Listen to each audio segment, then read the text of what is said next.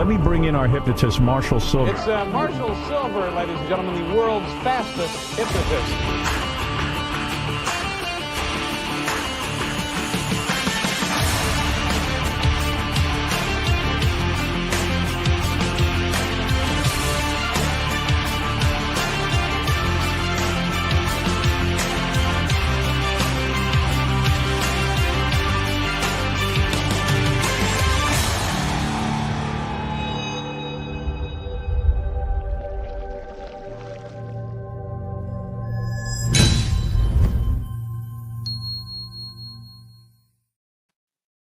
We are live in Studio Money in Sterling Worldwide, and I'm excited about today's show. I'm very excited about today's show because today's show is very near and dear to my heart. Why is it near and dear to my heart? I'll tell you.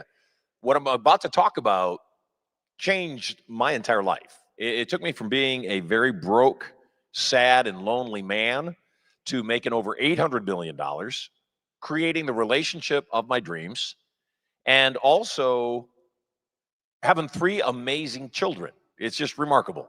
And I'd like to help you do the same. I want you to know that it's not your fault. The stuff you're dealing with is not your fault. The programs of your brain were planted in your brain before you were even 8 years old.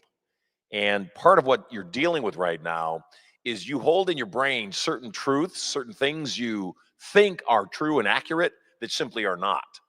What if you took a kid from the time it was born until it was 8 years old and you said to that kid, "You dirty, rotten, good for nothing. You will never amount to anything. You are a mistake. Wish we'd never had you. You're going to be a criminal. You're going to be a drug addict. You're going to end up dead or in prison. Nobody's life is better because you're here. We wish you'd never been born." And then never again spoke to that child that way. That abusive parent was yanked out of the picture, and never again was that input placed into that human being's head. The challenge is it's too late. That person's cursed.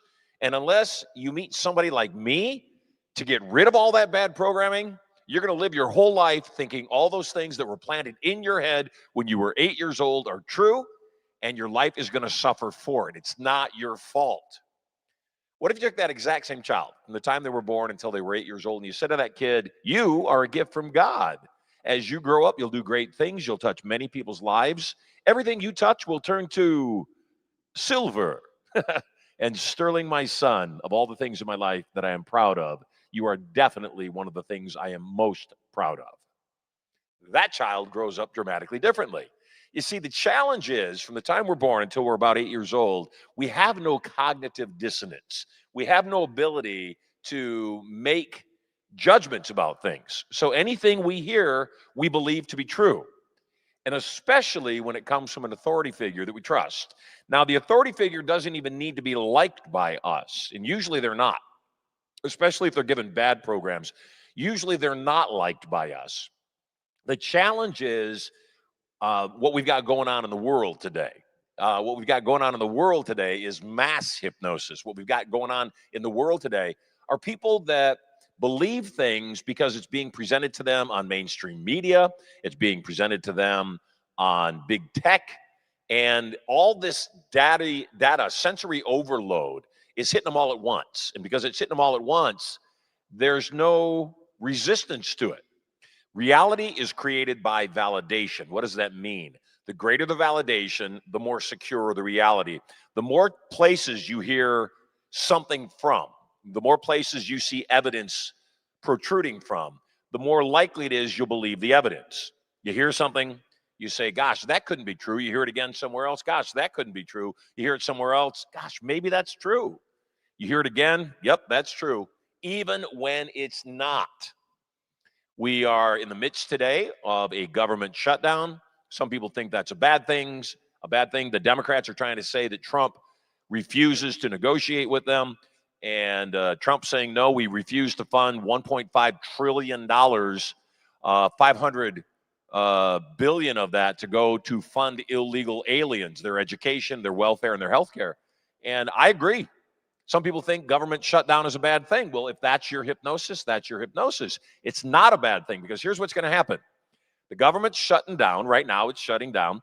And if the Democrats don't at least agree to a short-term agreement to look over things, let the government keep operating, then the challenge is it shuts down completely. But here's the benefit. And in our lives, finding our lives less than perfect is simply a waste of time. Here's the benefit to the government shutdown that we've got going on right now. In a government shutdown, the president is allowed to fire people without recourse. What does that mean? He's allowed to fire people without having to get approval from Congress. So today, supposedly, 100,000 federal employees are resigning by themselves, on their own. They're resigning. That's a great thing because the majority of those people were all hired during COVID, during the lockdowns by Joe Biden, and they were hired to pump up employment numbers. They weren't hired because they were needed. You put 10 people on a job that one person could do, that's not good management. That's just bad government. And bad government has absolutely oversized itself, and it's got to be minimized. You and I are paying for people that don't do anything. We're paying for people that don't show up at work. We're paying for people that, even if they show up at work, do very little. The government must be reined in. It's got to be downsized. And finally, we've got a businessman that's not on the dole, that's not getting money from slush funds like USAID. And so it's got to be downsized. What's that got to do with you and your life? Again, we are in a point where hypnosis is so strong that people believe the most insane things. Men can give birth to babies. The border should be wide open. Damn laws. You know, ICE is ruining the country. It's all insanity. And today we're going to talk about how that insanity is impacting you and why you should not be falling prey to the hypnosis that you've been programmed with forever. Thoughts are things. When you hold a thought in your brain automatically seeks validation for that thought. It seeks proof for that thought. It's kind of like when you think about buying a particular car. Maybe I want to buy a brand new Tesla. And I all of a sudden start seeing those Teslas everywhere I look. Now, were the Teslas everywhere I went before? Yes. Did I notice them? No. So what you focus on expands. That's the reason it's essential for you to focus on the things that are going right in your life, even when it doesn't seem like much is going right. Secondly, nature abhors a vacuum. What does that mean? Since nature abhors a vacuum, if you don't make a choice, if you don't decide one way or another where you stand on any given topic, what happens is your brain will start focusing and adhering to the truth that's presented to you most frequently. That's why hypnosis works. Back in 1994, you might have heard me talk about it on this show before, I was watching an infomercial with a big guy, big teeth, Tony Robbins. And I did a little research. Turns out Personal Power was doing $3 million worth of sales per month. Not bad, $36 million a year on a home study program. That's damn good. There was another infomercial running. It was called the Psychic Friends Network. It had Dionne Warwick as the host, the musician, the singer. And it was a place that you could call a psychic for $2.99 a minute and ask, does he love me? Little research showed that show was doing $30 million a month, $1 million a day in $2.99 calls. Why? The human condition is we like magic. We like to believe that there is a mechanism, a means for us to create something from thin air, magically. That's why religion is big. And I'm not talking about the love of God. I'm not talking about that. I'm talking about religion in general. That's why some religions are absolutely batshit crazy, insane.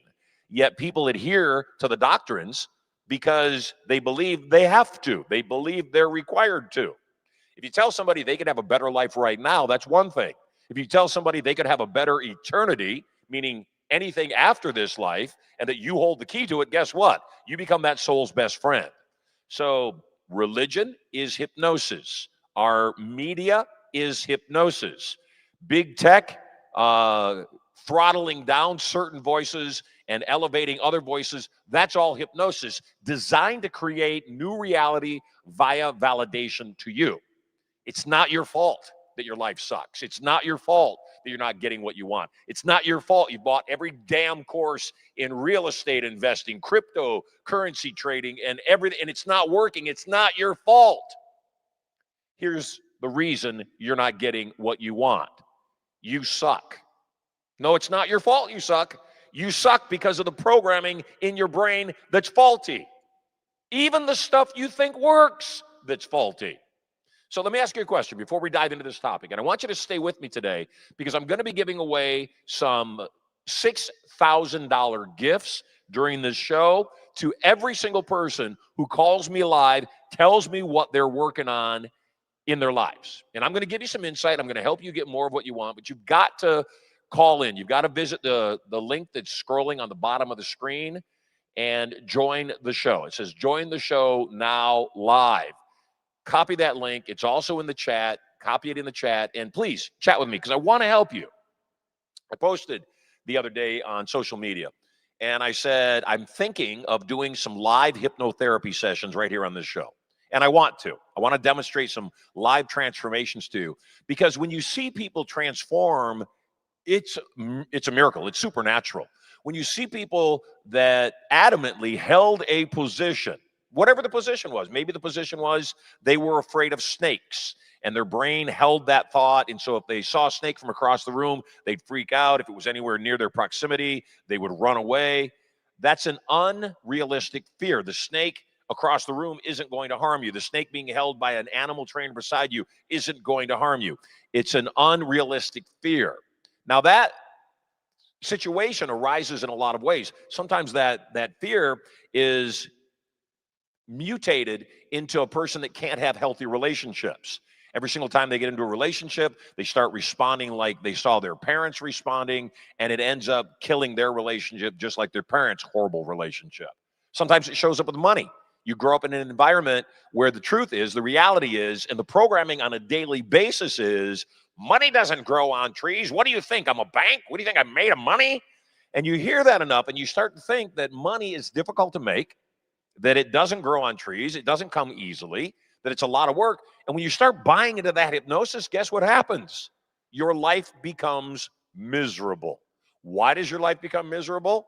Because the programs in your brain dictate that that's the natural way. So here's what this show is going to do for you. This show, this live broadcast, and we are live. This is not a recording. We are live right now. If you're watching this right now, Authentically Odd, or anybody else, we are live, and I want to talk to you about what you're working on. But here's the reason, no matter how hard you work, you can't get what you want. Those that think govern those that labor. Well, you're busy working 2, 3 jobs just to get by. Somebody smart is employing you to work those 2 or 3 jobs. They're paying you a dollar amount, and they're taking all the excess that you produce as a profit on your efforts. That's not to say it's wrong to work for somebody else. Heck no. It's healthy to work for somebody else. Learn a skill set. Advance your life. Advance your knowledge. Advance your abilities. That's a really healthy thing. If right now you're not able to make the money that you want, you lack the knowledge that you need to make the money that you want. Where else would you get the knowledge than a place that has the knowledge? So that's what I want you to be thinking about. How do I get that knowledge? How do I hack somebody else's process and make money in their way? So I'm watching Tony Robbins. I'm watching the Psychic Friends Network, and I realize that there's a product halfway between the two. There's a product that has all the personal development of Tony Robbins for better relationships, more money, emotional, mental, physical, and even spiritual well-being. And on the other side, there is an element of magic, like the Psychic Friends Network that's doing 30 million versus Tony's 3 million. There's something that's magical right in the middle. Enter Marshall Sylver. I write a show in 1994 called Passion, Profit, and Power. And by the way, like I said a moment ago, Ben and everybody else, call me on today's show. I've got a $6,000 gift for every single person I talk to live on the show today that will change your life forever. It's a $6,000 gift that over 1.2 million people have already enjoyed and had their entire lives changed. So definitely copy the link, click the link in the chat, and get on the air because I want to give you that gift. So I realized there was a product halfway between personal development and the Psychic Friends Network that was magic, and that's hypnosis. What is hypnosis? Why does it transform your life? What's the reason it's essential? Well, let me start by saying it's not difficult to hypnotize people. Au contraire, It's actually difficult to bring people out of the hypnosis they're already in. The one that says relationships are hard, and if I'm happy, more than half the time I'm winning. It's the hypnosis that says, I really got to work hard to get ahead. And the reality is, if you work hard, what you'll get is more hard work. It's the belief that, the world's going to come to an end and everything is horrible, rather than recognizing, no, everything, including a government shutdown, is designed for your higher good. I remember years ago, I was in my second marriage. I got married when I was 21. We got divorced. We lived together for a year and a half because we liked each other. We just weren't suited to be married. She wanted a 9-to-5er, and I'm anything except a 9-to-5er. So I waited many years, about 10 years, 12 years actually, before I got married again. And I got married again. And it was not for the right reasons. It was not to the right person. It was a shallow human being that I married, a model, an actress that didn't really have a whole lot more to give other than drama. Except I thought that's how relationships were. I thought if you're in a relationship and you get along more than half the time, you're in a good relationship. And it wasn't until I changed my entire frame of what relationships can be that my life got better. I asked God, I said, God, bring me someone kind. First criteria, I just don't want to fight anymore. I don't want drama anymore. I don't care what form they show up in. I don't care what age. I don't care what race. I do care what gender. But I don't care about anything else. Give me a kind woman, please, God. And a real woman, too. Not one of these he-she's. So I met my wife, Erica. Nothing like what I had dated in the past. All my past dates were blonde hair, blue eyes, and very large blue eyes. My beautiful, perfect bride, best decision I ever made, brown hair, brown eyes, and perfect eyes. Just absolutely perfect human being. And so the second part of this, as I start talking about how you can start creating more of what you want, is understanding that there's a way for you to win that's different than how you're doing it, and it works. That's the same as me saying what you're looking for is in a place that you haven't looked. If you have not at this point, had healthy relationships, it's because your criteria is wrong. The hypnosis of what you think will create an awesome relationship is faulty. It's wrong. It doesn't work. Same thing with money. If you're not making the money that you want, it's real simple. People don't like you. They don't like your product. They don't like your offer. They don't like your services. They don't like what you're doing. So they refuse to trade their dollars for what you're doing. We want to invite you, putting a link in the browser. It says, my browser isn't allowing me to get StreamYard on my mobile. Well, that sucks. We're going to have to figure out what that is, Damien, because I definitely want to talk to you. Frank's World of AI. If only we could harness drama to power machines, we'd have a renewable source of energy. Yeah, that is definitely true. if only we could take all this ridiculous motion, but which, by the way, I want to address that too. Human beings, we're motion junkies. And because we're motion junkies, if we can't find good motion, if we can't find something that makes our lives better, the human condition is such that people will throw a wrench in their own gears to wreck the machine so that they can then have the motion of fixing it again. It's the guy and the gal that are married. Everything is going great. They're completely happy. The guy's so happy that he's producing well at work. The secretary is joyful about her position. And they start a romance. And even though the guy knows it's wrong and his wife is perfect and his marriage is good, he's making boatloads of money, because he doesn't have motion, he starts an affair, throws a wrench in the gear of his relationship, destroys everything. It's not smart. It's motion junkiness. So how do you get out of motion junkiness? How do you get to a place where you don't keep throwing the wrench in your gears and sabotaging yourself? You don't keep screwing it up. One word. And I want you to write it down. If you're taking notes, by the way, if you are watching this broadcast, we're live. You can get on the air and ask me questions. If you're watching this broadcast, take a note. The word I want you to take as a note is tasking. What is tasking? Imagine you have a life. And in that life, there are 2 points, the present moment and your death. The present moment is where we are right now. It's you watching this show right now. Your death, we have no idea where that is. It could be a long way away, I pray, or God forbid, it could be shorter than a long way away. Doesn't matter. The challenge is in your life, you have created what you consider to be a flat line. There is a line of existence in all things. It might be in your relationship, you get along 90% of the time, and that's your flat line. It may be in money, it's $100,000, $200,000 a year. That's your flat line. That's your average. That's your mid-range. It could be in your health. You're not obese, but you're not healthy either, and that's your mid-range. So here's the thing. I had open heart surgery a couple years ago, and when I had open heart surgery, in 2 months, I gained 68 pounds. At 268 pounds, I said, enough's enough. This is crazy. I'm not doing this anymore. I don't care what the condition is. I don't care if it has anything to do with my surgery. I'm going to attack being fat as if I'm just fat. And so I started changing some of my habits. I started changing what I ate, what I did. Everything changed. And I changed the program of my mind. What was the change? Instead of being a fat person trying to lose weight, I said, no, you're a slender person that somehow, whether it was the open heart surgery or otherwise, gained weight. So what would a slender person do right now? Well, a slender person wouldn't put up with elastic pants. And so that flat line right here of 200, my normal average, what happened was I reached the lowest low that I could reach, 268 pounds. I reached as bad as I was willing to let it get. When it gets as bad as we're willing to let it get, whether it's our health, whether it's our finances, whether it's our relationship, we reach, and this is an important point for you to write down, we reach a point of what's called readiness for change. What is readiness for change? We get sick and tired of being sick and tired.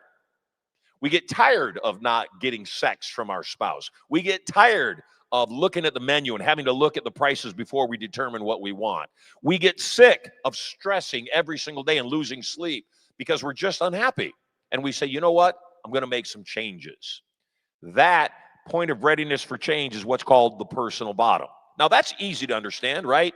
I've got a life right here. This is my normal average life. When things go south or go bad, they've got to get really bad before I do something about it. But here's the key, and this is what's going to change your life today. The key is that line in the middle, that point of readiness for change on the bottom makes sense. There's also another point, though, and it's a point that goes upward. So if this is average, upward is better. It's as good as it gets. What most people don't know, you have a valve called as good as I deserve in your brain. And when things start to get really good, when they go your way, when you have a windfall of cash, or you find the ideal relationship, or whatever it is you're working on, that your subconscious mind, because it has bad programs, says, I don't deserve this. Yeah, all this cash came in. Yeah, the relationship is going good. Yeah, I'm feeling really good about my life. When's the shoe going to drop? And because people are always looking for the shoe to drop, we find what we're looking for. And since we find what we're looking for, the shoe drops. In this motion of down, point of readiness for change, above the average line, up to the top, better than I think I deserve, we crash it. And we crash it for the simple reason of feeling alive. Everybody does it.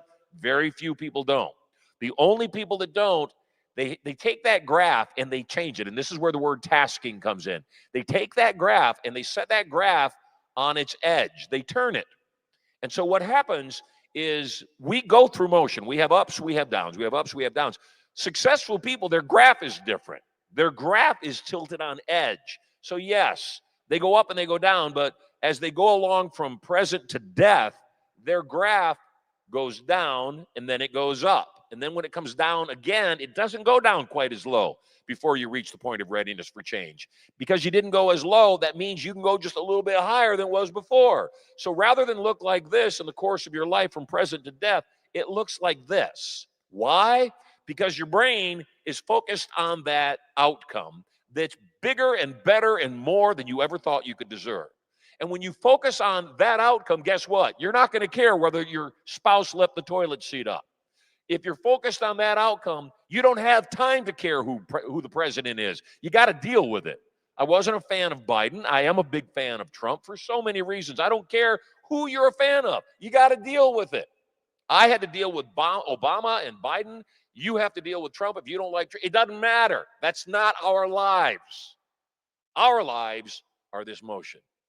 So what do you want to do today? You want to task. And I'm going to help you learn how to task. I'm going to help you understand where it all comes from in a moment. You got to task. You got to set big, huge, audacious plans. And notice I said plans, not goals. Goals are one of those things that you don't realize they're working against you. The whole word, the whole semantics, the whole ideology behind setting a goal and aiming for my goal sets you up for failure right off the bat. Why? Because goals are things we aim for. They're things we want to reach maybe someday. Gosh, if I'm lucky, that's not a plan. Your subconscious mind is your soul. Your thoughts is your essence, your being. Whatever you think you are, you are. It's biblical. As a man thinketh, so he is. So when you start thinking, I'm a loser, I'm never going to get this right, I'm always going to have to struggle, nobody's going to ever love me, you'll find fulfillment for those prophecies. You'll find evidence of those truths in your life. That's why it's essential, absolutely required. There's no way around it. You've got to reprogram your brain. So when I say it's not your fault, your life sucks, I mean that. You are a victim of your programs. Thoughts are things. There's a book. You should check it out. It's called The 100th Monkey. And it was written by a guy named Ken Keyes. Pronounced Keyes, spelled Keys, Keys, I believe. Ken Keyes. And Ken Keyes wrote a book called The 100th Monkey. And the book was about a group of anthropologists who studied, I see we've got some guests coming on. So yeah, I'll get to Jill in a moment here. These anthropologists studied a group of monkeys living on an island in the South Pacific. And they studied these monkeys, and the monkeys' sustenance, what they ate to sustain life, was a potato-like root that they dug out of the earth, and they would eat it. The challenge was when they dug this root out of the earth, it had dirt on it. So when these monkeys would eat the root, they would get dirt in their mouth, which would turn to mud when mixed with saliva. And so the monkeys, after they ate the root, after they ate their food, they would go over to the freshwater stream, and they would drink from the freshwater stream to not only drink water, but also to cleanse the dirt out of their mouth. One day, one of the monkeys, while they were being studied by these anthropologists, digs up a root and starts playing with it. Digs up his potato, starts playing with it. At the edge of the stream, accidentally drops the root into the stream before he eats it. And the stream rinses the mud off the root. He takes the root back out of the stream, and then he eats it. The anthropologist watching the monkey said you could see the look on his face. You could see that all of a sudden it dawned on him, oh, there's a better order here. Now, these are monkeys that, as far as they knew, for thousands, hundreds at least, maybe even thousands of years, had eaten that root right from the earth, gone over to the stream and rinsed out their mouth. Drops the root in the stream, washes it before he eats it, realizes that's a better order. So from that moment on, that monkey would dig up the root, dig up his potato, go over to the stream, rinse it off, and eat it. Monkey see, monkey do. Some of the other monkeys inside this group of monkeys saw what he was doing, said, yeah, that's a much better idea. We should do that too. Here's the interesting part, and here's the point of this conversation. At one point, 100 of the monkeys in this tribe started washing the root before they ate it. A similar group of anthropologists were studying another group of monkeys on a neighboring island. Now, mind you, they're monkeys and they're islands. So there's no communication. There's no internet. There's no phone. There's no way for these monkeys to communicate with each other. What the anthropologists discovered was that right around the point where the 100th monkey on this island was washing its root and then eating it, instantaneously, all at once, every single other monkey on the other island started washing their root. Napoleon Hill, in his book Think and Grow Rich, which, by the way, if you haven't read it, you must, devotes an entire chapter to certain things that at the time when he wrote the book in the early 1930s, people thought were insane. They thought he was nuts. In fact, his wife, after he wrote Think and Grow Rich, wouldn't let him publish his next work until after she had died because she caught so much flack for some of the topics. One of the topics that she caught flack for was the idea that we send and receive signals. that we send and receive thoughts, telepathy. And what that is he talks about in Think and Grow Rich that we are on a frequency. Right now, you're watching my show, and I'm guessing if you're watching my show, you are a fan. So, Damien, I don't know if you came back. I pray that you did. I hope it worked out on your mobile device. If you're watching the show right now, you're a fan of mine, and the reason you're a fan of mine is we share beliefs. Now, I like talking to everybody. I don't mind talking to people that have different beliefs. In fact, I like it. It's okay. It's how we grow. It's how we learn. It's how we expand. But we are, if you're one of my fans, likely on the same frequency. We hold a lot of the same thoughts. We think the same things. And because we're on the same frequency, the greater that harmony becomes, the more likely it is that we don't even need words to communicate to each other. My beautiful bride, Erica, we've been together for 18, going on 19 years in January. I love this human being. She's the best decision I ever made in my entire life. I love this human being. We don't have to talk. You know, if I think, gosh, sure would like to take my wife to dinner tonight, I can tell you before I speak to her, if I ask her, what do you want to have for dinner? She's going to tell me the thing that I know that she wants. You could say, yeah, you know your wife, and you have patterns and habits, and, you know, you have Chinese food every once in a while and sushi every once in a while, Italian. It's not that. It's telepathy. So here's what you need to be able to do. In order for you to be more successful, you've got to understand this truth. Everything that you want that you don't have right now, you're going to get from other people. And so what you've got to do is you've got to learn how to vibrate intellectually with your mind, with your soul, with your thoughts. You've got to learn how to vibrate at a frequency that resonates with other people. In sales, we call this rapport, gaining someone's knowingness, gaining you become likable in their mind and they trust you. That's called rapport. That's not what it is, though. It's frequency. And frequency is created through authenticity and consistency. What do I mean by that? It is impossible for you to hold a thought in your mind and not telegraph it through your body. When people lie, they have a tell. In poker, if someone is bluffing, if they have a bad hand, they have a subconscious psychological tell. If somebody else is a good cold reader, if they can read somebody's body language, then they'll know when that poker player is bluffing. The same thing is true in all of your interactions. If you hold a thought that is contrary to what you're projecting out of your mouth, what you're communicating to somebody else, even if it's subtle, you will communicate to the other people that you are inauthentic and that it's a lie, that you're not telling the truth. That's the challenge. Yes, Queenie, it could be a brow furrowing. It could be them holding their hand over their mouth while they're saying something, which is a clear sign of dishonesty. It could be they're accessing cues. You ask them a question, and they access down and to the right or down and to the left. Both of those have a meaning depending on whether they're right-handed or left-handed as to whether they're telling the truth or not. It could be that one of the buying signs or signals is that you ask them a question and they hesitate. The only reason a person hesitates when they're answering a question is they're either about to make up a lie or they're pondering what their answer should be based on the social circumstance. Meaning, my wife comes downstairs, she says, how do I look? I'm not falling for that trap. I'm not answering that question honestly. I'm going to answer that question in the best way I should answer that question, which is only one way. Honey, you look amazing. It's awesome that you're not afraid to take a fashion risk. So the point of all this is that that's the reason if your life isn't working right now, almost certainly it's got to do with what's going on in your head. My job is to get your head straight. Once again, if you want to chat with me, click the link. It's scrolling on the screen. It's in the chat. Click the link, get on the air, and I want to chat with you. And every single person I talk to today, I'm feeling very, very generous. I'm going to give a gift. And the gift I'm going to give you is a $6,000 gift, 2 tickets to Turning Point. I see a lot of people in the stream that have already been to Turning Point. I love it. Glad you're watching. I want to invite some new guests to Turning Point, change your life forever.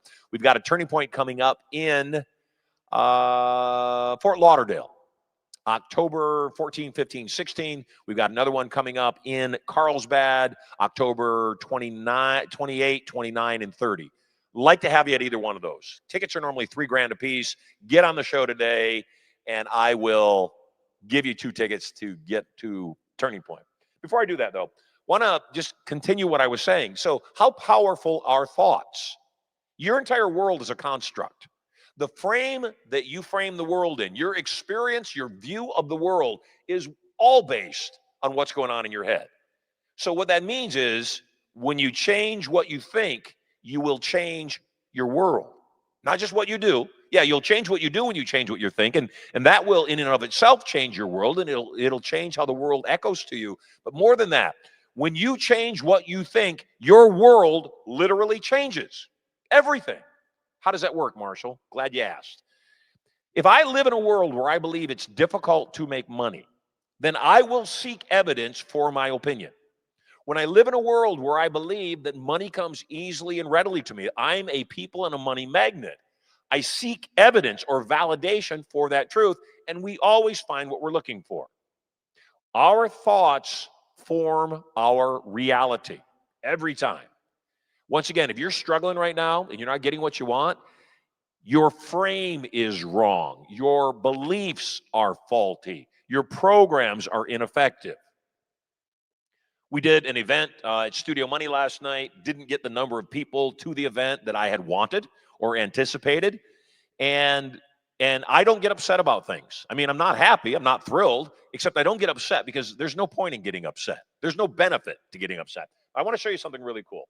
I've been talking about vibration. I've been talking about frequency. I've been talking about what Napoleon Hill talks about in Think and Grow Rich, about telepathy and the ability to communicate with other people in such a way that you would have more harmony, more rapport with people. But it's not just people, it's your entire world.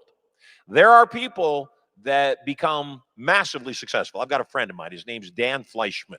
This is, without a doubt, in my opinion, and certainly my experience, the most likable human being I've ever known. This guy knows everybody. He is a rock star. He's a brilliant genius of a man, my friend Dan Fleischman.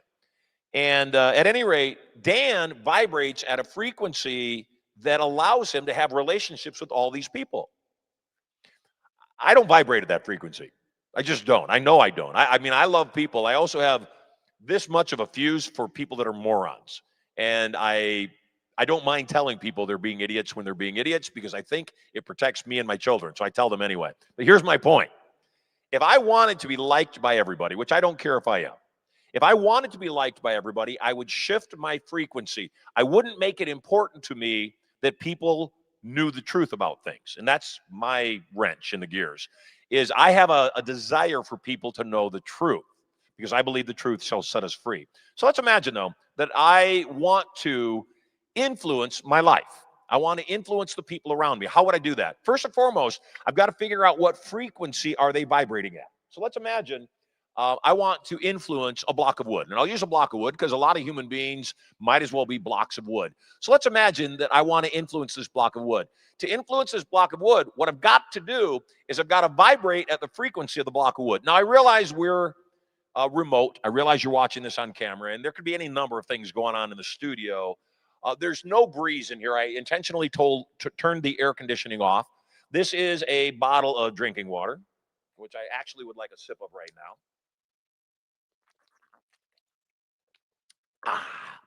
And this is a block of wood.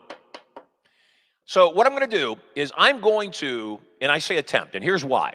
Even though we are streaming, even though you are remote, and Alex, if you want to come to Turning Point, you get on the air, man, I'm going to give you 2 tickets. Let's imagine that I want to influence or move this block of wood. Stay with me, because I promise you by the time we're done, the rest of your day, if not the rest of your life, is going to be different. In order for me to influence this block of wood, then what I've got to do to gain rapport with the wood, to become one with the wood, is what I've got to do is I've got to vibrate at the frequency on a mental level of the wood. I've got to understand the wood. I've got to empathize with the wood. Now, Charlie Kirk got attacked for his statement that I don't believe in empathy.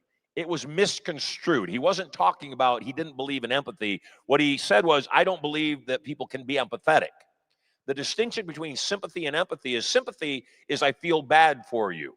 Empathy is I feel bad with you. I feel your pain. Not just sense your pain, not understand your pain, I actually feel your pain. You stub your toe and my toe hurts. That's empathy. So I've got to become empathetic with this block of wood. So like I said, no strings, no magnets, no nothing. And the reason I tell you that I'm going to attempt to move the block of wood is this. Even though you're watching me remotely on a stream, your vibrational level, because you're here with me now, because you're watching me on the screen, impacts my world. If there were 100 people that hated me, it would impact my world if all of you were viewing me and putting that energy and that attention on me in a negative fashion. If there were 1 million people that loved me, the universe is mine. If 1 million people were watching me, the universe is mine. So at any rate, I'm going to attempt to move this block of wood purely with the thoughts of my mind. It's called telekinetics. This is purely for entertainment. I'm not asking you to believe anything. I don't care if you believe. In fact, I'll talk about that if and when I'm successful at moving the block. Right now, though, I'm going to attempt to move the block of wood with my mind, with my thoughts. Here's the deal, though. Have you ever gone and listened to a choir, and you're listening to this harmonious choir? They sound beautiful, and one voice is out of tune, just one. And for whatever reason, that's the only voice you can hear. Everybody else is perfect. They're all in harmony. One voice out of harmony. It's the only one you hear. It's your life. 100% that's your life. That's what's going on right now. We've got all these beings around us. Some of them are in harmony. Some of them are smart. Some of them realize there's no such thing as a transgender person. It's called mental illness. There's no such thing as men and women's sports. That's why they're called women's sports. There's no such thing as an upstanding illegal alien. They're illegal. They're in the country illegally. They're committing crimes. So all of those things that people entered into are pieces of hypnosis, a vibrational level that people have reached, where they found those things acceptable, and they said, this is the reality. Our government's too big. This is hypnosis. It's too big. Anybody that doesn't think it's too big is insane. Joy Reid, I don't know if you saw this post she did yesterday. She was in an interview, and she said, all of the MAGA Republicans, all they want is to end taxes and let your kids inherit all the money with no inheritance tax. And, you know, they just want you to live a happy life and have everything you want. And I object. My son's in the room with me. He's the producer of my show. And I'm going to say this in front of my son. She's batshit crazy, insane. Now, I would say it in front of my son, not in front of my daughter. If I say that in front of my daughter, she comes running in with a swear jar. So I'm going to say that. She's crazy, insane. She says, how could the United States exist without taxes? We existed without federal income tax prior to 1913. We had no federal income tax prior to that. The only reason the income tax was ever created was to fund the war, the Civil War, and it was supposed to be eliminated. So at any rate, we don't need taxes. We'll be just fine with transactional taxes because people will have more money. There'll be more transactions. Will be better. But I hesitate, and I'm hesitating, wanting to get you in a good frame because I want to succeed. So in a moment, I'm going to attempt to move this block of wood with the power of my mind. I don't ask you to believe what I'm doing. I just watch. The thing is, though, I need you to visualize on your screen. So look at the screen, and I want you to visualize the block moving, because if there's too many disharmonious people watching this stream right now, too many people watching the stream that think this is crap, this is BS, or don't want it to move, maybe they're working against me, the block won't move. So thanks, Michael. So here's what I'm going to do is I'm going to attempt to move the block, and I'm going to want to move it this way. I'm going to make it want to fall this way so you know which way to make it fall. I'm going to make it want to fall toward the microphone. And all I want you to do is look at the block on your screen, and I'm going to back up so you can be sure I'm not touching it or hitting the desk or doing anything. Watch the water to be sure I'm not hitting the desk and jarring it. I'm going to place the block on the bottle of water, and I'm going to imagine, visualize, see it, be certain of its movement, and we'll see where it goes from there. So here we go. All right. I'm going to back up way away from the desk. I want you to visualize the block moving. See it falling. Imagine forces pressing down on the edge of the block on the side of the microphone stand.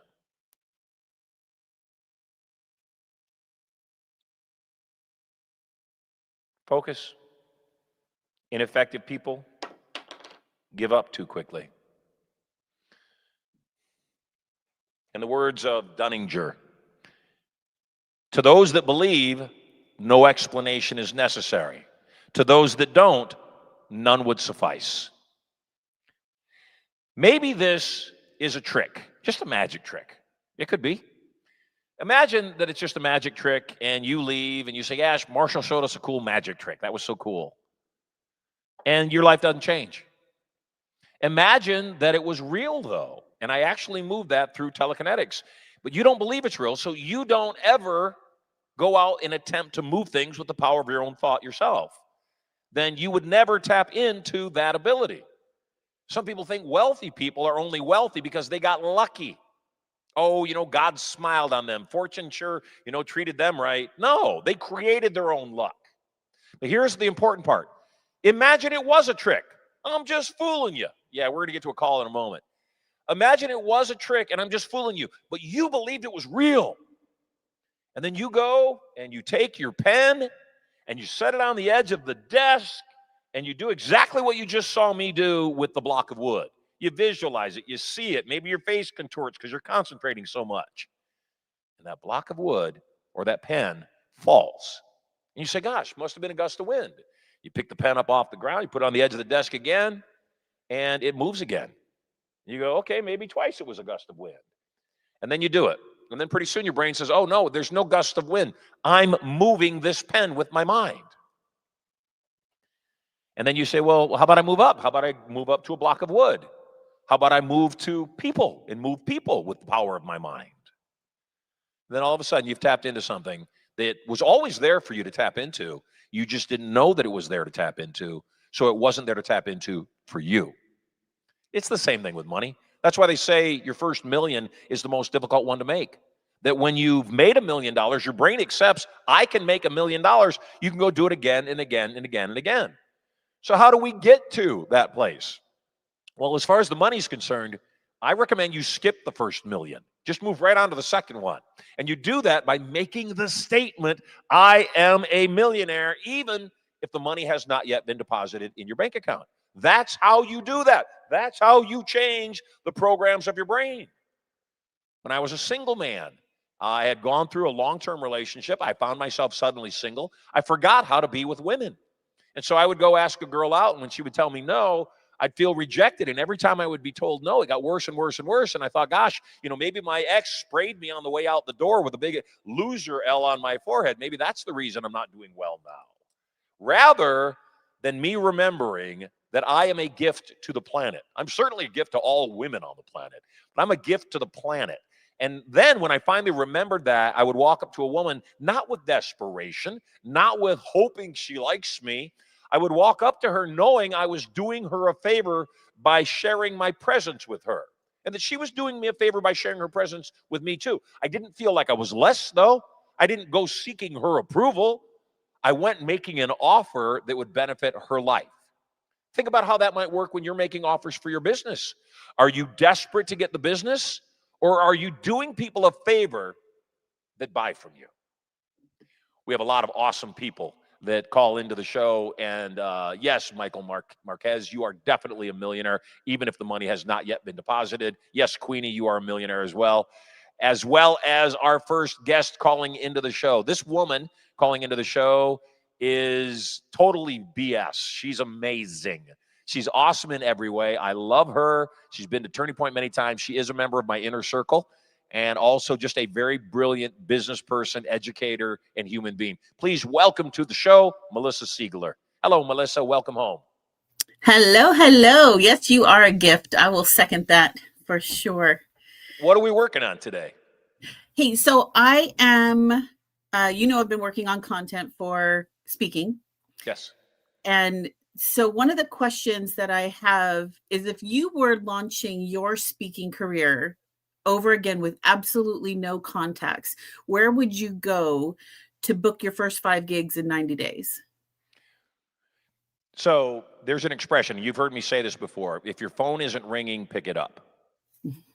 And so we cannot wait for gigs. There's 2 types of gigs that you'll do. One type of gig, somebody hires you, you come in and you speak to their group. The other type of gig is you create an event and you invite the audience to your stage. So both of those are opportunities. The thing is the opportunity to be invited to other people's stages is in other people's hands. the opportunity of inviting people to your event puts full control in your hands. So my recommendation is that you understand everything begins. And I know as a speaker, I remember some of my first presentations, there were only 3, 4, 5 people at the events. Yet I spoke and I trained and I taught those people as if there were 1 million people in the room. Same thing with this program right now, with this broadcast. You know, we've got very few people on the broadcast, except everybody that's important shows up every single time. You're here. And so that's the other piece to get, is that everything begins. And much like, you know, this show is going to build over time, consistency creates predictability, that what you'll do is you'll start getting on more and more stages. But that said, let me answer the exact question you asked me. How do I get those 5 gigs booked? First thing I'd recommend you do is set down a dream list of places that you think you might like to speak, events that you might want to speak at. Create that dream list and make that dream list, if you're looking for 5 speaking engagements, 50 events long. Secondly, take a bad gig until a good gig comes along.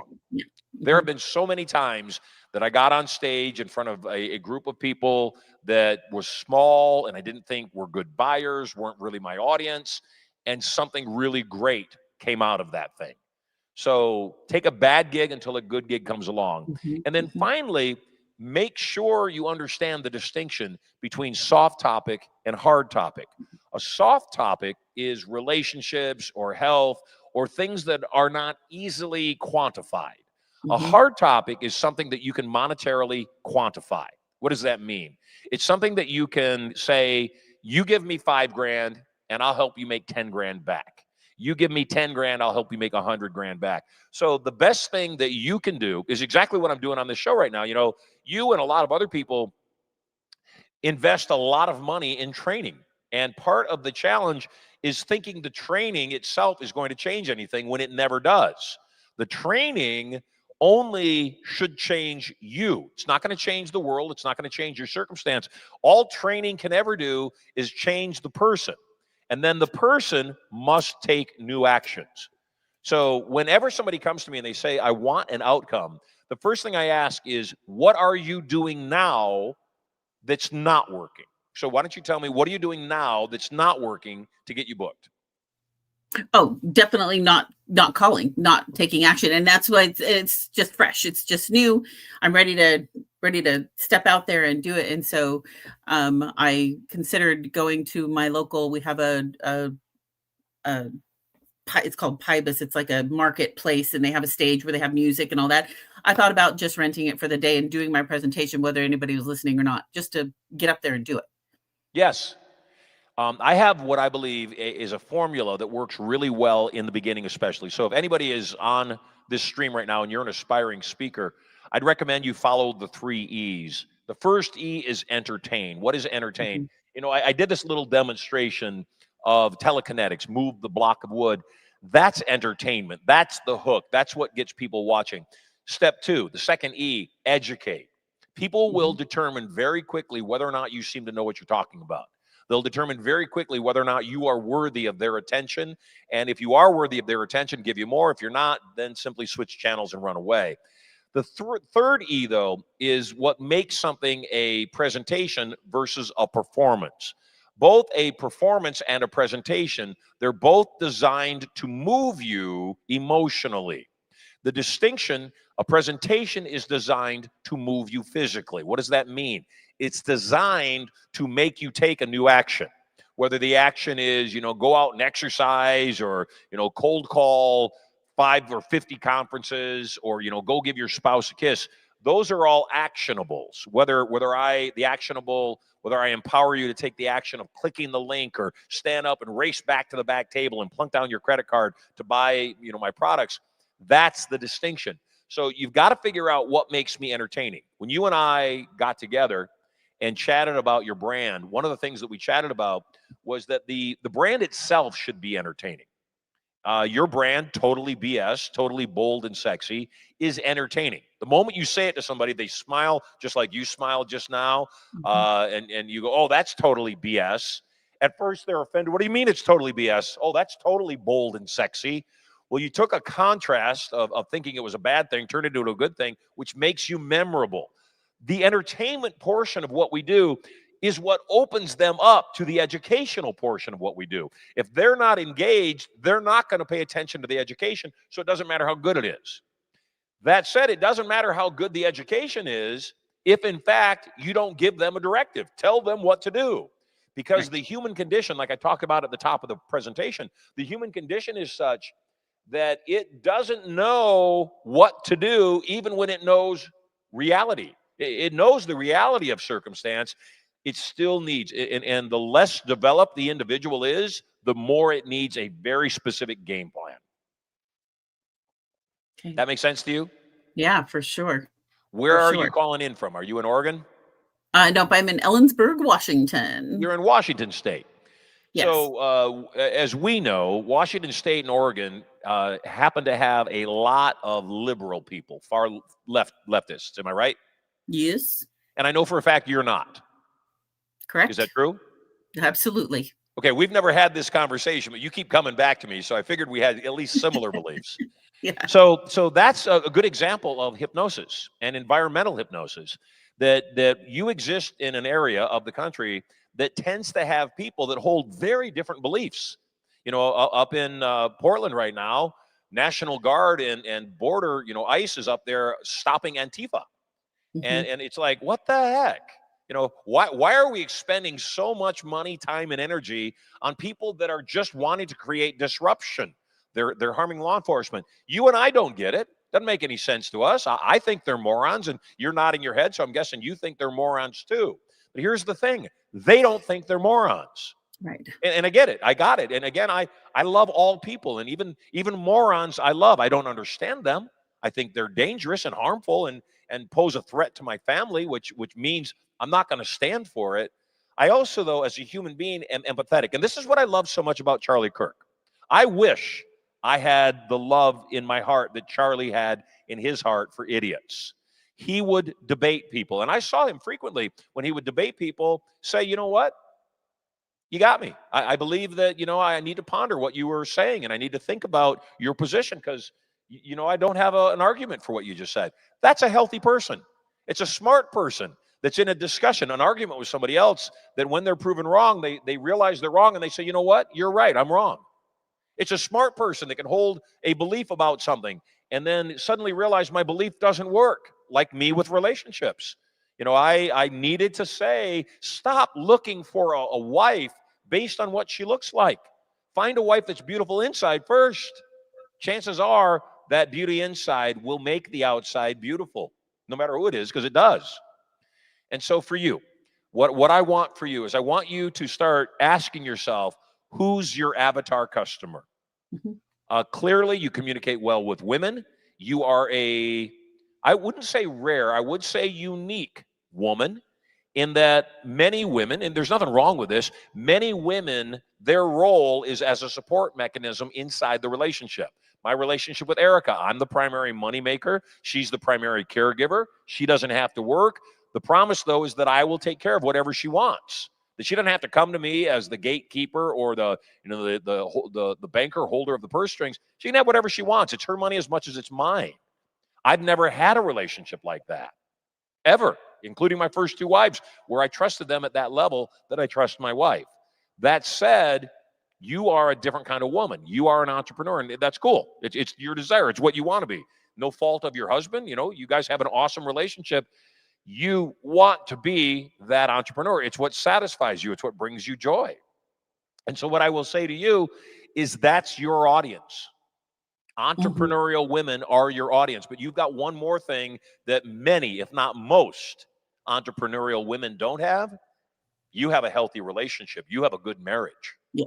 And a lot of entrepreneurs, both males and females, especially though women, they don't have a healthy relationship because unfortunately, and I'm going to get to you next, Damien, they unfortunately put their work and their profession and their business ahead of their relationship. And some guys do this too.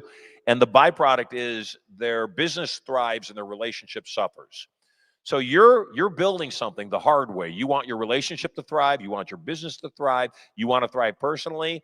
The markets you should be looking at are women that want it all. They want their entrepreneurial endeavors. They want their successful business, and they want great relationships. So, totally bold and sexy. I think your brand speaks directly to women that also not only want to be successful business people, they also want to know how to balance a very healthy and awesome relationship. So, yeah, that's basically it. I said women, high achievers making 75 to 300,000 a year, who have an unfinished script, and that script is they have the life on paper, they have the house, they have the home, they have the kids, they have the finances, all of that, but they're just missing that one little piece that would make their life a masterpiece. And that's the framework of my hard topic that will take them from that unfinished script to the masterpiece life. Yes, 100%. That is your audience. So a couple things. Yes, we got to get you down to Studio Money. I know you shot some footage here. We need to get you back in to shoot.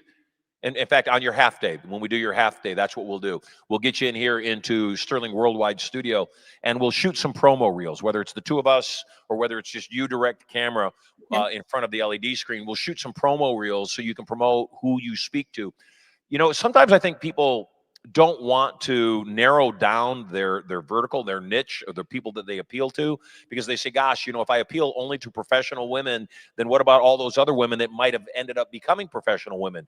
Start with a more narrow group of people that you want to appeal to, then expand. But you've got to build that core. If you don't build that core, the challenge is you'll have nothing to build on. I love it. Thank you so much. Yeah, I will look forward to seeing you soon. You are loved.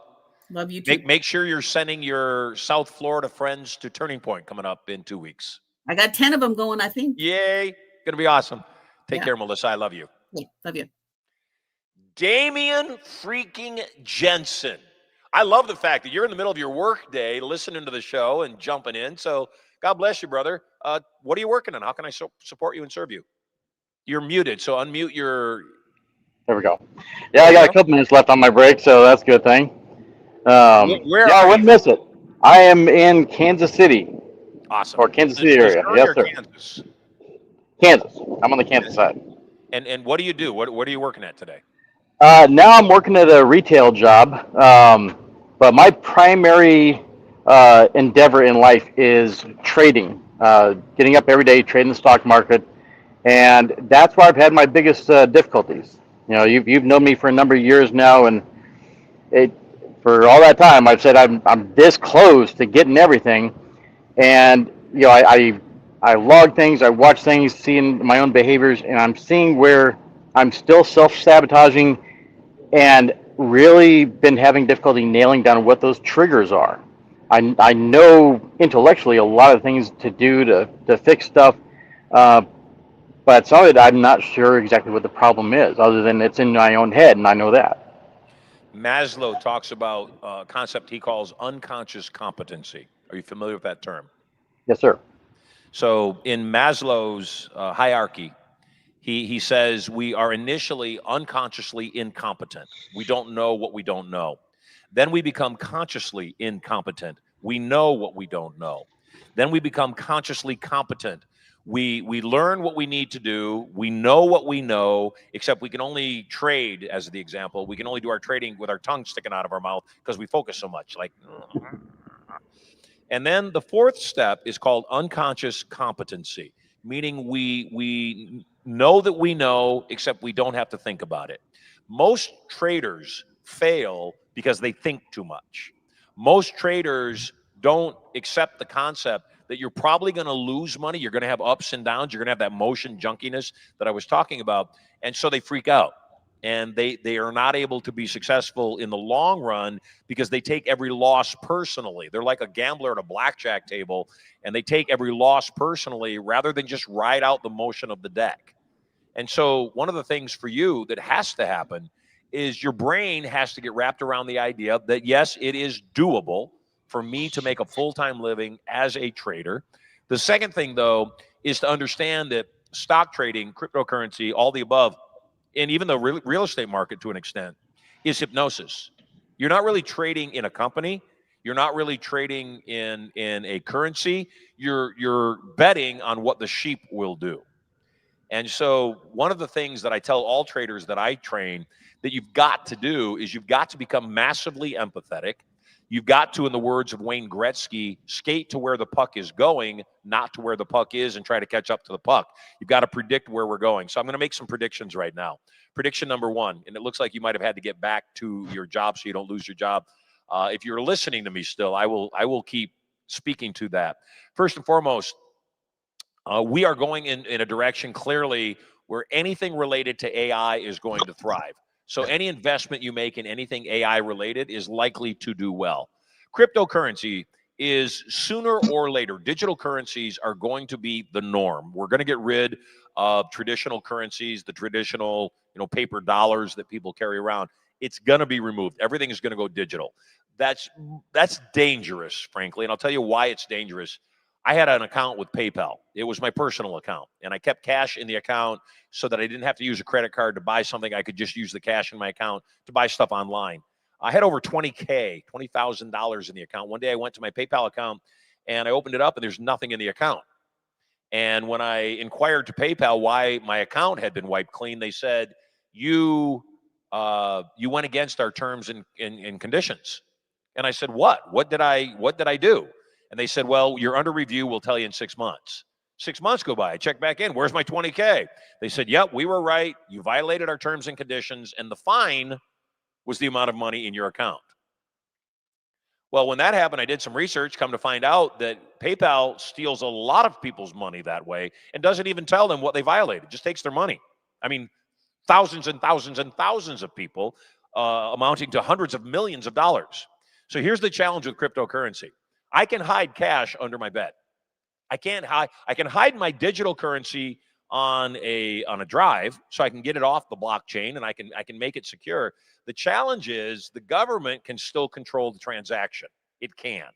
And so that's the challenge. And so we've got to hedge our bets and not be completely vested in anything digital like a cryptocurrency or anything that is a fiat like our traditional currency is a fiat currency. We've got to invest in assets, and we've got to invest in universal assets, things that people absolutely need when the crap hits the fan. So water, food, lodging, security of any kind, whether it's guns or ammo or anything like that, all of those things will end up becoming extremely valuable asset areas when people finally realize ultimately none of the vanity matters. The big house doesn't matter. The luxury car doesn't matter. When it comes down to it, we're all Mad Max. Make sense? Yes, sir. Damien, have you've been to Turning Point, right? I only ever got to, I attended, now 3 virtual Turning Points. Have not been able to make it to one in person yet. And I know I need to. You're going to call 1-800-92-POWER. You're going to tell my staff that you were on the show today. We give them a list of everybody on the show. And when you call 1-800-92-POWER, Sterling's putting the phone number up on the screen right now, they will get you and a guest registered for our next Turning Point. We've got one coming up in Fort Lauderdale in 2 weeks. We've got one coming up in about a month in Carlsbad. Those 2 tickets are lifetime reattendance for you and a guest, and I look forward to seeing you in person. Thank you, sir. I appreciate you, Marshall. You're welcome. God bless, brother. Take care. So I was looking at the stream, Sterling. If you could go back on the chat a little bit. Somebody was talking. Let me see. Michael was saying, I wish I could get the confidence. Michael Marquez says, I wish I could get the confidence to call people, get rejected, not care, and just move on. I think that perspective is huge. We offer incredible services that would be wrong not to have it. Yes, Michael, you should call more often. In fact, you should call me and talk about this. And I want you to know that part of the challenge for anybody is that we don't know what we don't know. And I tell my real estate investors all the time, Daxton Page is actually asking about the Palace, and I'll get to that in a second. Let me get back to that in a second. I tell people all the time, you got to make ridiculous offers. And if you're not making ridiculous offers on real estate or otherwise, you're probably not going to win. You got to make offers you think people will never accept because they just might. You don't know what their circumstance is. My home in Las Vegas, Prosperity Palace, which you can bring Daxton's question up. He says, if I wanted my own Prosperity Palace one day, should I focus on active or passive income to secure that kind of home? That's a great question. You should make ridiculous offers. So as you may know, Daxton and everybody else, my home in Las Vegas, my primary residence, Prosperity Palace, is on the market right now. We have another property in Las Vegas that I am taking a look at that will better suit our needs right now. Prosperity Palace has been remarkable, almost 17,000 square feet, gorgeous property, beautiful. It sits on an acre and a half, 120,000-gallon swimming pool, purple tennis court, basketball court, putting green, skateboard park, half-acre lawn. The place is gorgeous. It's up for sale. To answer your question, active or passive, that's irrelevant. If the outcome is the palace or a property like the palace, you don't have to even be concerned about that. What you need to be concerned about is the process with which you acquire something. And I'll give you an example. I, with the right offer, would be willing to carry the paper on the house, which means you don't have to get a bank loan for $8 million. I'll carry the paper. You can move in tomorrow if you want to. It's fully furnished. I will take all of my art out and all the personal items, except it's fully furnished, beautiful property. So my point in all this is my home, Prosperity Palace, was on the market 18 years ago for $10 million. I went and offered $6 million. They told me to go screw myself. So I walked away, started negotiating on another property. After a year, my Prosperity Palace hadn't sold. I went back and said, would you reconsider my offer? They said, we've been looking all over for your number. Yes, we would consider your offer now. We'll take your offer now. I said, great. Now you got to throw in all the furniture. So I got my $10 million home for $6 million, plus they threw in $750,000 worth of furniture. So Daxton and everybody else, the answer is focus on active income initially. That's what you got to focus on initially. You got to eat chicken while you're hunting elephants. Passive income is what your active income should create. In other words, you want to get to a point where your active income has invested in enough or put in place enough passive income streams that your passive income streams pay your bills. Don't ever touch the active income until you have bought enough assets or enough businesses or real estate or whatever it is that the passive income from those investments takes care of your nut. Pays your mortgage or your rent, your food, everything you need on a day-to-day basis, then you'll know you've arrived. That is the first benchmark. We've got to get to a place where the passive income streams that we've got are taking care of all of our needs. Then we can build on that and create bigger and bigger and bigger passive income. Hey, you are loved. Queenie, you are awesome. Daxton, hope I know I answered your question. Michael, next time you tune into the show, call up, chat with me, not only to answer your question directly, also chat with me directly to be able to get some Turning Point tickets. You are loved. Hey, I'm Marshall Silver. It's been a great show. We're going to be back same time tomorrow, same bat channel. Maybe I'll even read your mind over the airwaves. In fact, yeah, that's what I'm going to do. I'm Marshall Silver. This is Marshall Silver Live. You are totally loved. Big thank you to our callers for calling in. And I look forward to chatting with all of you tomorrow, 10 a.m., same bat channel, same bat time. Before we wrap up, like I said, right now, we're not in full rollout of the show. I'm just kind of back doing some things, chatting with you because it's fun. And I don't know whether I'm going to keep this because I'm not really on the format of the show. I'm going to end today's show with a prayer like I have in the last couple of times. If you don't believe in prayer, I'm just flapping my gums. If you believe in God, I will respect however God shows up for you. So my prayer to wrap up the show is this. Hey, God, thank you for giving me my health today. Praise you for my executive producer of the show, Sterling Marshall Silver. Thank you for my wife and my children, my family. Praise you. Today is my mother's birthday. God bless you, Mom in heaven. Happy birthday. I pray that every single person would be grateful today, that we would find a way to be more patient with each other, that we would recognize that we're in this together and together we've got this. Dear God, I would pray anybody that's struggling financially, emotionally, relationally, physically, spiritually even, would have this show be a beacon of certainty to them, that they would realize there's a way for them to win that's different than how they've been doing it, and it works. And it all comes down to our belief of what is and what is not. My belief of what is God, you love me. Every single person listening to this prayer right now is favored by you, and you want us to win. And all we've got to do is keep changing ourselves to step into your vision for us in our lives, to live that absolutely prosperous life of massive abundance on all levels. I know you show up in a lot of different ways. Protect everybody all day today until we get back into our call and our conversation tomorrow. Help them be a blessing, a massive amount of movement in their world for goodness. Thank you, thank you, thank you for loving us. Amen. You are loved. I'm Marshall Silver. I look forward to seeing you very soon. God bless.